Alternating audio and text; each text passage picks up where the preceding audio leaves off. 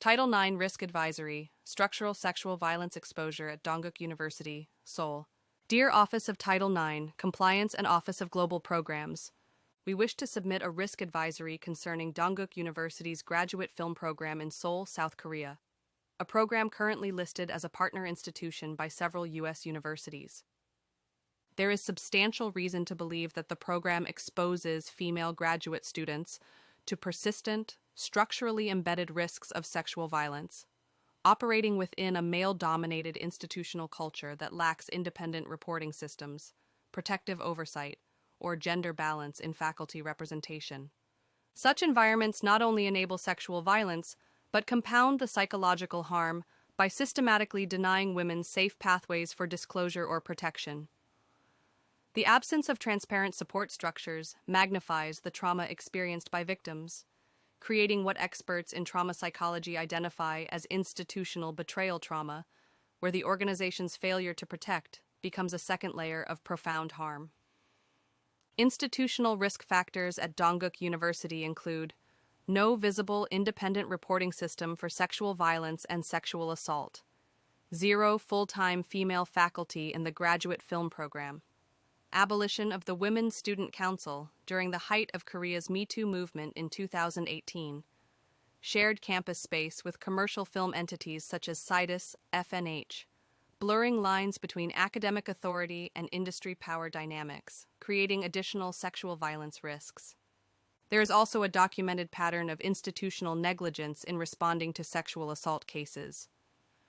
The university took no action for 6 months after being notified in February 2016 about a professor's sexual assault of a student. They only implemented a token professor replacement policy in August 2016, 9 months after the assault occurred in November 2015. They failed to take disciplinary action against the professor until formal prosecution occurred in September 2016.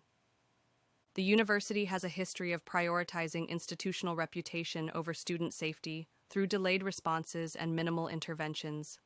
Their reporting mechanisms are fundamentally flawed.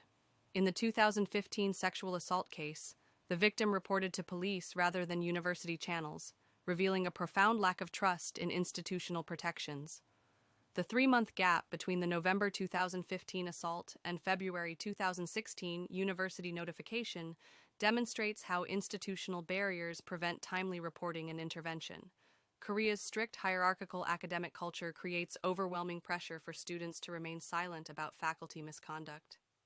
These structural barriers to reporting mirror findings from the Korean Women's Development Institute's research, which identifies how Korea's Confucian academic tradition creates multiple layers of silencing. First, power asymmetry between professors and students is extreme, with professors controlling not only academic outcomes, but future career prospects. Second, cultural emphasis on saving face prioritizes institutional reputation over victim protection. Third, victims face severe social stigmatization and potential academic retaliation if they report through internal channels. Fourth, the absence of female faculty or student advocacy groups removes crucial support systems that might otherwise facilitate safe reporting.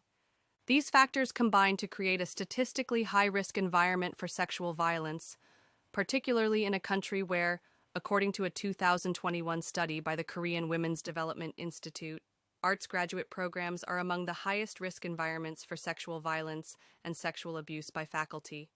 Confirmed cases of institutional misrepresentation. Despite these red flags, Dongguk continues to publicly list a wide range of U.S., Canadian, and European universities as partners on its official website. We have contacted several of these institutions directly. 2 examples are especially troubling. From Canada, we received this response. We do not have a student exchange agreement with Dongguk University. As a result, please do not include our institution in the article, and when you communicate with any journalists or media. From the United States, we received this response. Greetings. Thank you for making us aware of this situation. We are undergoing a review of all of our exchange partners and will take this into consideration and will reach out to our partners at Dongguk accordingly. Please do not quote me in any articles or further emails. Thank you. Best. These responses confirm that some schools currently listed by Dongguk have no active relationship with the university. This suggests possible false advertising of partnerships, which may distort public rankings and mislead international applicants, potentially exposing them to sexual violence risks without adequate institutional protections. We also received a response from a global university rankings organization. Hello, thank you for bringing this to our attention. We've forwarded this to our management for their attention. Kind regards. This shows that international institutions are taking the matter seriously and are reviewing Dongguk's credibility and safety record regarding sexual violence prevention. Recommendation: we respectfully recommend that your office review Dongguk University's standing as a current or prospective exchange partner. Contact their Global Programs Office to formally request documentation of sexual violence prevention protocols and response mechanisms for sexual assault cases, and suspend exchange programs until a full Title IX compliance assessment is completed and independent protections for students against sexual violence and sexual abuse can be verified.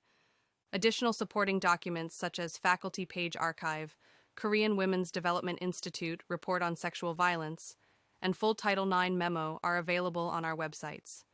Please feel free to check out the links in the comments. Sincerely, a gender watchdog.